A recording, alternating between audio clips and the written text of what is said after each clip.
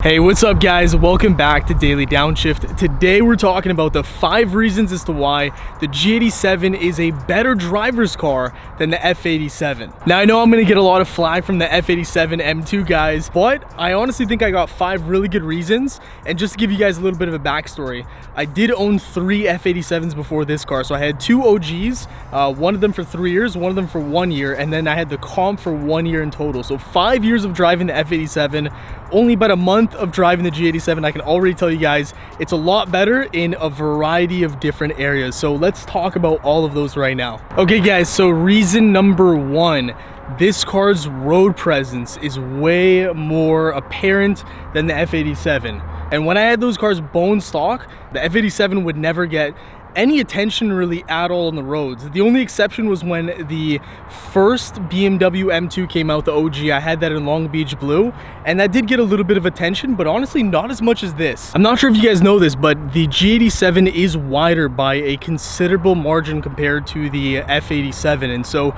if you lower this car, it's going to look even more wide than it already is. Reason number 2, the interior design, comfort, and in general features and finish. I absolutely love what they did in this interior. In my opinion, this is probably the biggest difference from the F87 on this list. You notice a dramatic difference if you're used to the F87 and then you hop in this car. From the steering wheel to the door cards to the dashboard to the screens and technology, which we'll talk about in just a second, and just overall everything about it, even the seats, man. These are the stock M Sport seats right here, and they're much better than the M2 comp seats, let alone the N55 OG seats. These seats are more aggressive, more bolstered, more comfortable, and of course you have these really nice colors on them that just kind of makes you feel like you're in a race car, which is honestly just an added bonus. I think this is also on the regular 2 Series, the M240i, but the door cards and just the design overall is just so,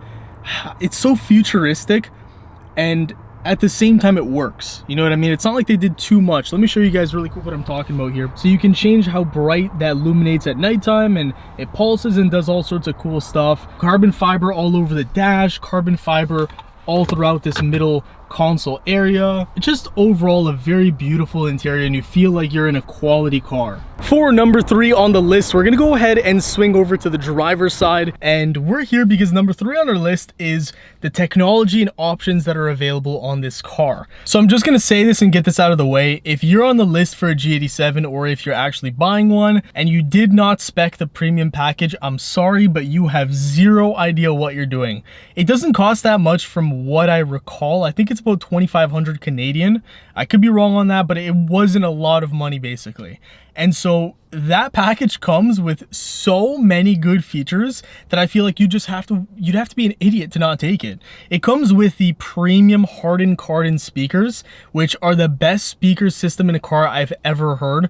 Now, mind you, I have not driven, you know, Bentleys, S-Class Mercedes, Range Rovers, anything like super high-end luxury. All I can say is that this audio system with the premium package is miles above anything that I've heard on all those previous vehicles. So I would just pay that 2,500 or however much the premium package was just for these speakers. They're that good, and I've been super impressed. Now, what's also included in the premium package is heads-up display, which is not on the F87, not even as an option. You also have the blind spot assist, which is so useful. When I had my Corvette C8, I did not have the blind spot alert because I had a 1LT. I cheaped out, got like a super basic version of the C8. I almost got into 2 accidents. Like, I'm talking like I really could have gone into an accident very easily on both those days. Okay, I did turn the car on and bump some AC because it was getting very hot in here. But one other thing I wanted to talk about is just all the settings that you have, guys.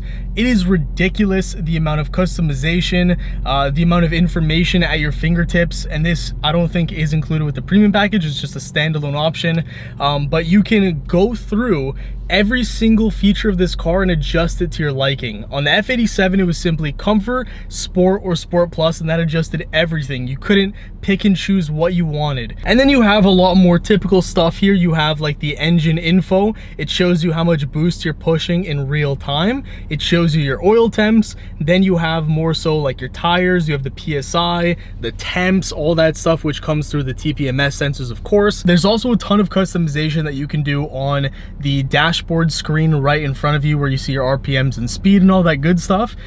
You can actually pop it into M mode, choose between comfort, sport, or track, or I guess it's actually road, sport, and track, and that actually changes the way that the screen looks. Oh, and I almost forgot, I don't know what package this came with. This has a parking assist feature that just blew my mind the first time I actually played around with it. So I'll show you guys a clip right now, but essentially this car can reverse out of your driveway, out of your garage, park up for you completely in the reverse setting. For number 4 on the list, we have the chassis and general platform on which this car is built.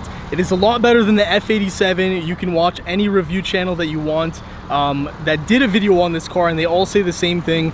The G8X platform is just leagues better than the F80 platform, and a lot of the parts, even more so than last generation, came from the older brother, the M3 and the M4. So I'm working with a couple of wheel companies, and they just took the specs from the M4, messed with the offset, and it'll fit on this car just fine.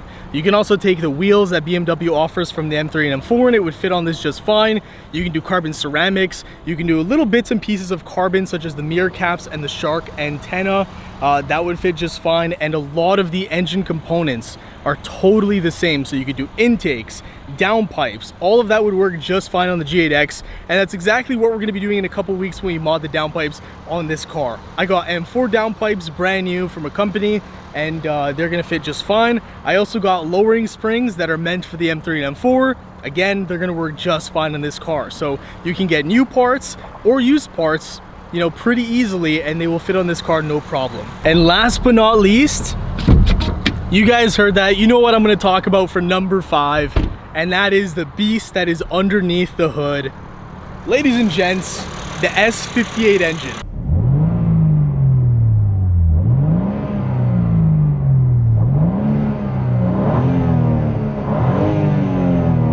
Now, for those of you that are subscribed to the channel already, you would know that I dynoed my stock OG M2, I dynoed my stock F87 M2, and I dynoed this car just recently, obviously stock, and the power differences are kind of wild between the N55, the S55, and the S58. Another huge benefit of having this engine compared to the S55, I'm not even going to talk about the N55 because that is left in the dust. The only thing I will say about the 3 and compare them this way is reliability. So far, the S58 has been pretty bulletproof. We haven't run into any major failures or anything like that, especially when you tune the car, whereas the S55, you guys already know what I'm about to talk about here. The crank hub costs about $4,000 or $5,000 to go to a shop, get that replaced, and you know, once you did that, then you had a pretty good, you know, foolproof engine that you could modify. On this, a lot of people have been modding the M3s and M4s, and this is the exact same engine, no changes whatsoever,